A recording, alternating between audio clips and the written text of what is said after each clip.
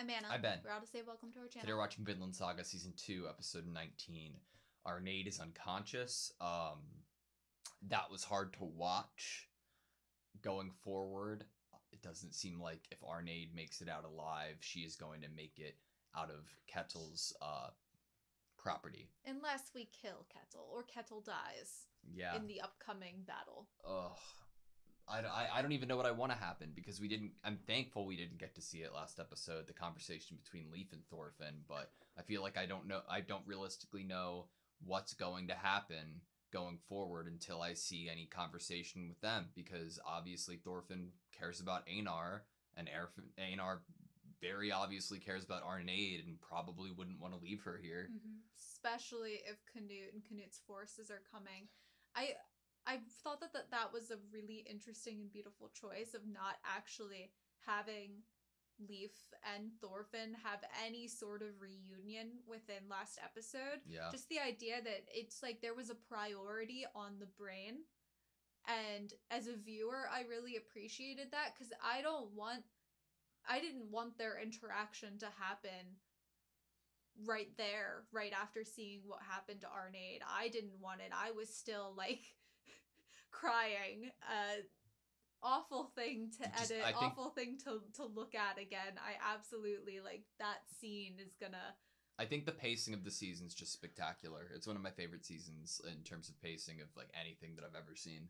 But, you ready? Yeah. Sweet. So, when we heard from Canute last episode, they were 2 to 3 days away, and the wind was favoring them. Yeah. Wow. Do they know who they're fighting yet? Have we told them the good news?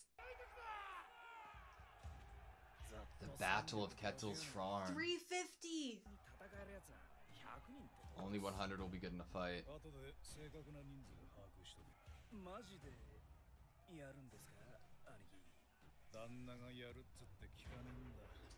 And they're hired guests.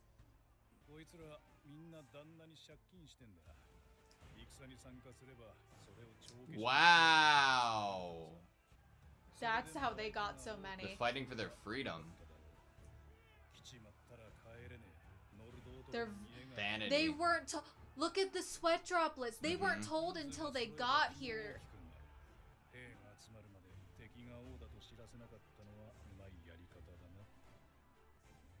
Wait to tell them until they were all gathered.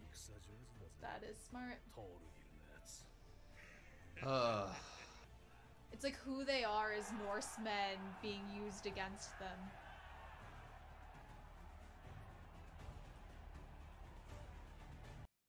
In the same way of trapping Ketil's family by Canute.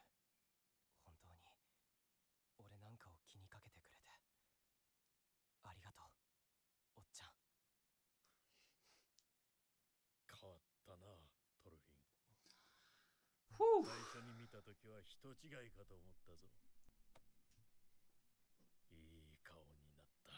Better these days.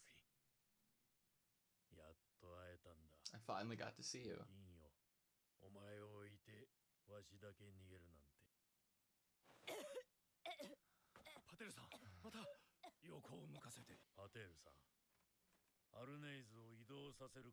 To the ship, maybe?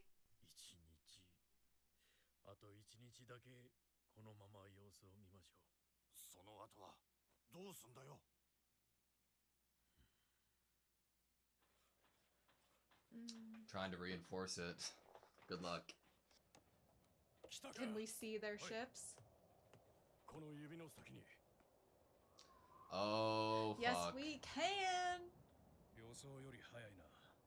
The winds favored them.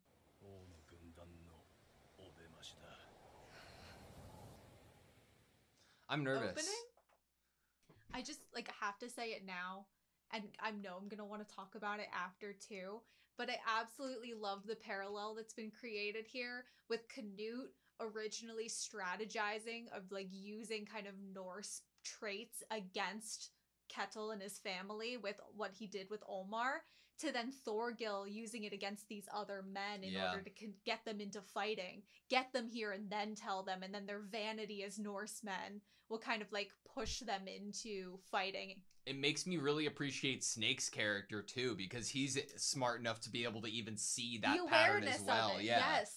And how it's being used against them. Mm-hmm. Does Thorfinn know that Canute is gonna be here though? Like, that's my thing. Like, Canute, like, the king's army is very different than Canute being present. Yeah. Well, will anyone think Canute would actually be present? Yeah, exactly. Oh my god. How is this gonna go, dude? Nice. What?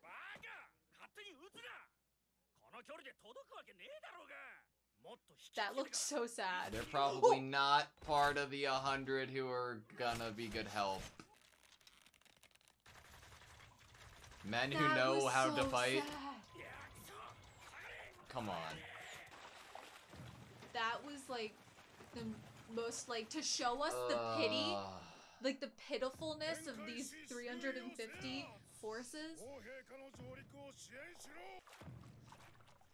Jesus Christ.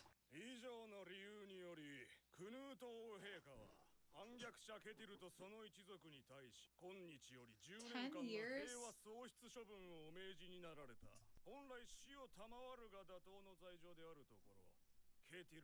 For being merciful.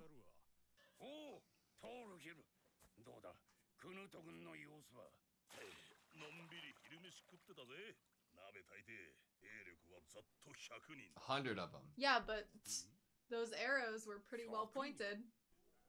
But we only had about 100 that would stand a chance. We are... How many does one of them count as? You know? Exactly. Thorfinn could have killed, like, so many of them by himself.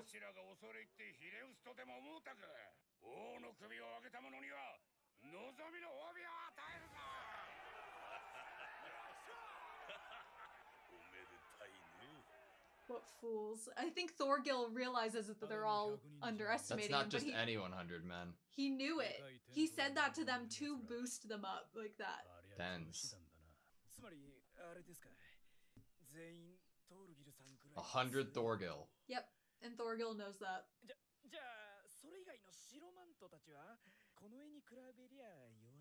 The Yamskar? Yam's Vikings. Oh, look at his reaction.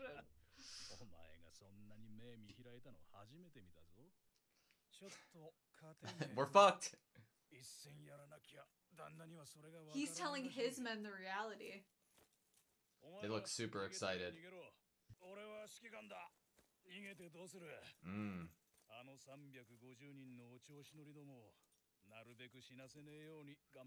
Keep as many of those 350 cocky idiots alive. 8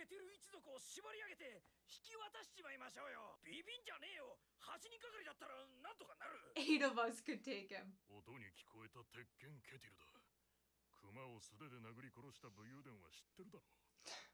ねえもう逃げよう Tying his よ hair up. 兄貴意地張ってもどうにもならねえって God, I love Snake. 鉄拳のことならよく知ってる Snake is the hottest man that's ever been on this show. I met him when I was 15 or 16. He taught me how to fight. 強かったぜケティルの兄ならかくまってくれると思ってよわずかな噂を頼りにこの Followed the rumors to this farm. なんだお前は Not the real one? Oh. 全くの別人だった Yeah. Change. 語ってんだよあの旦那はたまたま名前が同じなのをいいことに Wow. ずいぶんただ飯を食わせてもらったそろそろ飯代を払う Pay my tab. Wow. When we first really meet them, like the drinking is there with the Omar.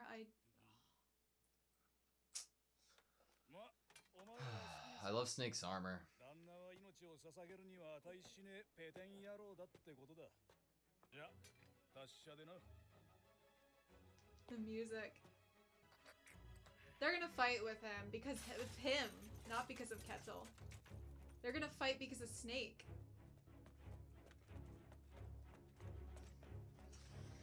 Now I don't want any of them to die. I know, same. Sign in dashing on the car notice. Like Snake told us, all of these men had to run away from something. Right? We need that 350 that Thorgil has convinced to fight. I'm scared. Halfway? It's too soon to be the end. So much is happening.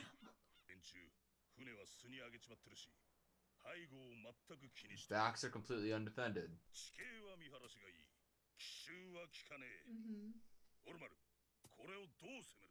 I think Thorgil already knows.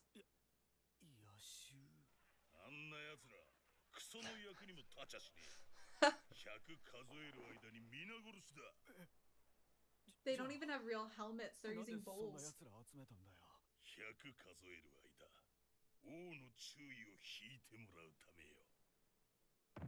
All a decoy, eh? We're sacrificing all of these lives. All the people that owe a debt to Ketil. Buckets as helmets too. Oh my god. Does Ketil not even know where he is? Really scared, honestly. Oh my god. Keep it to yourself, right? That sigh and the closing of his eyes.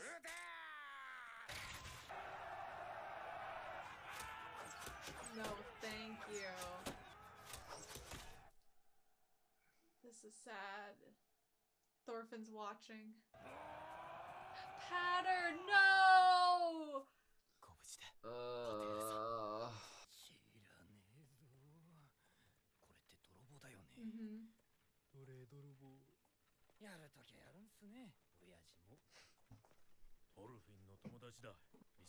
God.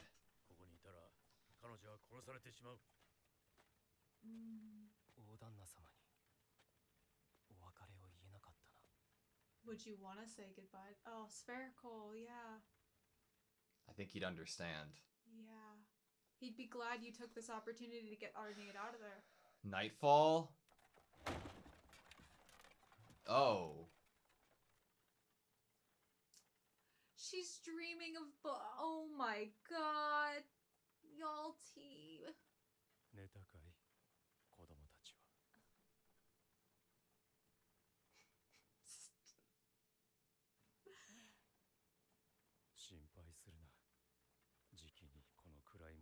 That idea of like needing her to wake up to tell us how she is.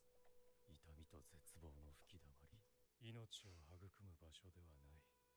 not a place to foster life.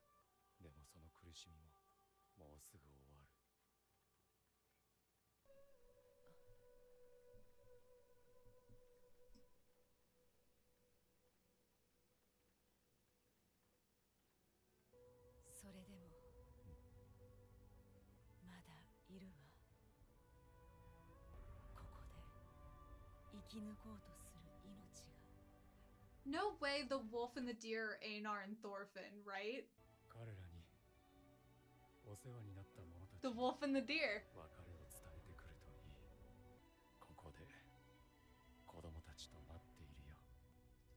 With the children. With the... Yeah.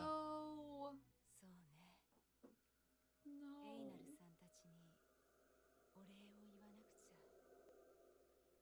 With the children.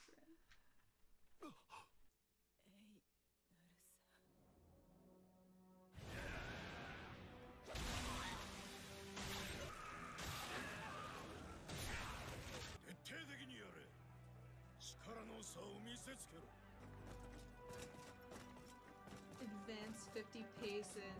That's superiority. That looks like it. Dude, look at his helmet. Jesus. Out of the 350? Where's Thorgil?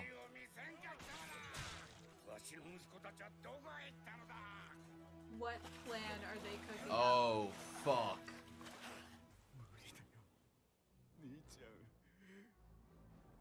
俺はいつみたいになれなきゃ。 He's sneaking up behind them in the water? Oh my god. He's going for Canute. 背後を取ったぞ、クヌート。 And okay, that was Vinland Saga Season 2, Episode 19. I have a question for you. Okay. Just right off the bat, through the conversation with Arnade there at the end of returning to say what she needed to you know, Einar and the others. Obviously in talking about I'll have the kids here, I'm going to assume that that is saying that the unborn child within Arnade has already gone. Yes. But in terms of how long that wait is going to be, do you imagine that it's just going to be Arnade saying thank you while dying, or do you think there's hope for her to stay alive past the next day? That's a great question. It does have I've seen moments in other shows and other media of a character going through an almost death experience, and within some type of scene or dreamlike state, they see someone who has already passed that they love that tells them, it's not your time yet. Yeah. Go back. There are people waiting for you. I've seen similar scenes before, and because I've seen similar scenes, my hopefulness, my positivity is going to grab hold of what was the aftermath of those previous other scenes I've seen, which is that the person is still going to be alive and actually returns to life, heals, and everything's fine.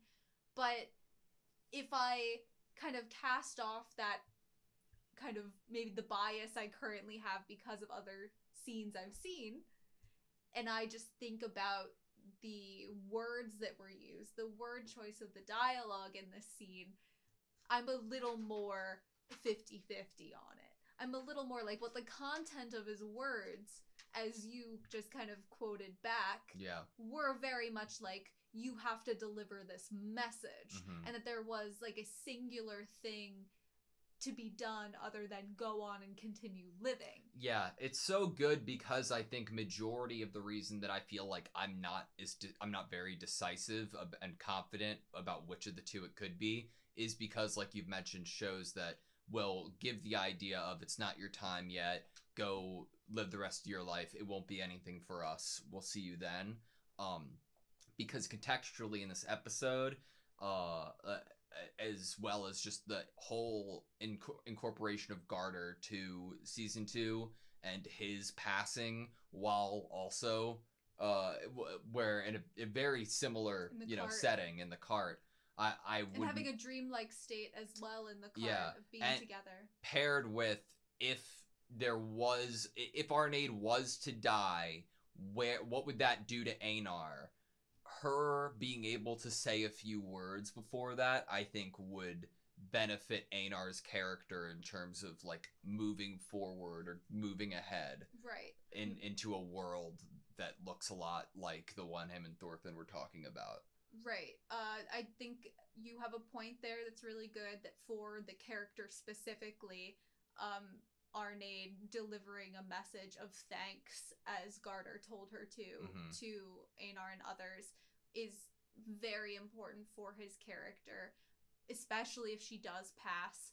I think that it's important to note that Arnade is, in this universe, is not one of these kind of like overpowered characters like Garter, where they survive so many injuries that are even shocking that they've still survived from. The coughing up blood alone was concerning, and having to put Arnade on her side there. Arnade waking up means nothing to me of her survival. Yeah. Her waking up and being able to say something does not spell it out that she's gonna survive whatever injury she has. Man. And so I think that your point to bring up of like, yes, okay, so if we get over that hump of we can't figure out right this second, we can't be decisive enough, it's kind of up in the air of whether she could live or die, and how your brain is kind of going, okay, if that is something we can't truly like lean towards any direction in particular, let's put that on the shelf. Let's talk about what would her death or life do to the characters in the room that we have been put into this context through Garter, of these people that care about her, that she needs to at least say thanks to. Yeah. And what we see is, oh my god, it was Einar and Thorfinn, the wolf and the deer, right? That's where my mind first went, of course. As soon as I saw them, I was like, oh my god. I mean, wolves in this show and in every other aspect of my life now, every time I see one, I think of Thorfinn. And the idea that Einar is a deer, I was like, I could see it. God, like if like I would be like on a mountain trail at night and like a wolf would come up and interrupt my path, how fucked up is it? Rather than being like, oh shit, I gotta fucking run, I'm about to die, it would be like, Thorfinn, you know? Thorfinn. What unfinished business do I have? Are you here to tell me that I can be reborn in my life? Man, one of like the most interesting through lines to season 1 is the ideology of Norsemen and their pride, and it being used throughout this episode like as a means from Thorgal and Snake to convey to us that Ketil was kind of brilliant to wait until everybody was together to unveil who they were fighting against, because with the more numbers that were there, so was that Norse, you know, pride, that oh yeah, I'm not gonna like fall back, I'm not gonna stop fighting versus whoever. Yeah, the vanity of Norsemen. So not only what we've done here is we've gone to these men's homes, we've gotten them out of bed by being like, hey, we have to fight some people, but Ketil will completely waive any debt you have to him. Yeah. So come fight. And then all these men are like, cool, yeah. Yeah. No more debt? Yeah. And then they all show up, and now they're in a giant peer pressure, like, pressure chamber. And they're like, okay, cool, now that you're all here, this is who we're fighting. And now it's like, I don't want to embarrass myself around all of this other 350 men that you probably know personally, are your neighbors, are like friends of yours, and that it's like the pride of the Norseman and what they're supposed to be kind of living as and doing. It's so interesting too, because like, okay, they're already probably deep down feeling like, we're not soldiers, we're probably not gonna do great, these are our numbers, and then upon hearing, oh, only 100 men? Fuck yeah, gang, we got this, because they don't have the knowledge of war and battle to understand and comprehend that these 100 men are not only Jomsvikings, but they are going to wipe the floor with you without you laying a single hand on them, regardless of you having more numbers. What it makes me think of is that you need to keep feeding someone crumbs to like keep that energy up. Like Askeladd, he gets to this point in season 1 where he realizes that with his men, like, he can't just keep getting them to do all of these things with kind of no end in sight of a reward or a break or treasure or something. That you need to continue to either feed their ego or make them trust in you more, or continue to hold that trust in you. So you need to continue to give them breadcrumbs. And so Thorgil's like, okay, it's been a few hours or like a day since we told them about what we were gonna do. The peer pressure might start wearing off now, and they still have time they could possibly run away. Yeah. So now I'm gonna come in and be like, oh, well, there's only 100 men over there, and there's 350 of you, but not go into it any more than just facts. I really do, like, it's fucked up, but like, I appreciate that it wasn't forgotten about the fact that Thorgel's very fucking experienced and knows what the fuck he's talking about. And it was very odd to me, like, nagging in the back of my head, like, how I perceived Thorgil wouldn't be like, oh yeah, fuck yeah, me and my dad's farm and all the farm hands are gonna come together and fight against the king. Like, the idea that he has an ulterior plan of utilizing them as just a means of attention. Decoy, just a distraction. Yeah. Like, he's not here being like, yeah, these men can actually do it. He's like, these men can serve as my one shot at killing Canute. And it's so insane to me. It's so, I feel like this fight is so heavily tied to the end of season 1. Not the end, but the end where Thorkel's forces have caught up. Askeladd, Canute finding out, about Ragnar's death a little bit more and his change. Thorkel fights Thorfinn. Askeladd's own men turn on him. Yeah. That moment in time, there's a lot of inspiration, a lot of like themes and kind of dynamics that are overlapping here for me. Yeah, like the idea of like handing over, some of the men want to just hand over Canute. There's the idea here that's like, well, if you just hand over Ketil, the like Snake's men are like, if we just handed over Ketil's clan, then we could get out of this. Yeah. In that so really interesting kind of themes that are being like laced in and kind of they're not being repurposed or reused in the same way, but there's enough of an nostalgia element there that it like reminds me back to that fight. It's not like the ideas are exactly the same context, the same setup, the same character trope being utilized in the same way. It's just that they are like close enough near each other floating around that I'm able to like feel like they fit in this universe well. So definitely props to that. I didn't realize I would have never thought that the connection between Snake and Ketil would have been anything regarding the actual real Iron Fist, and how apparently that's the person who trained Snake, and following the rumors back led him to this man who is just repurposing his name, the idea that both of them have the same name. He's taking advantage of that, and it's like the con just artist, unsaid.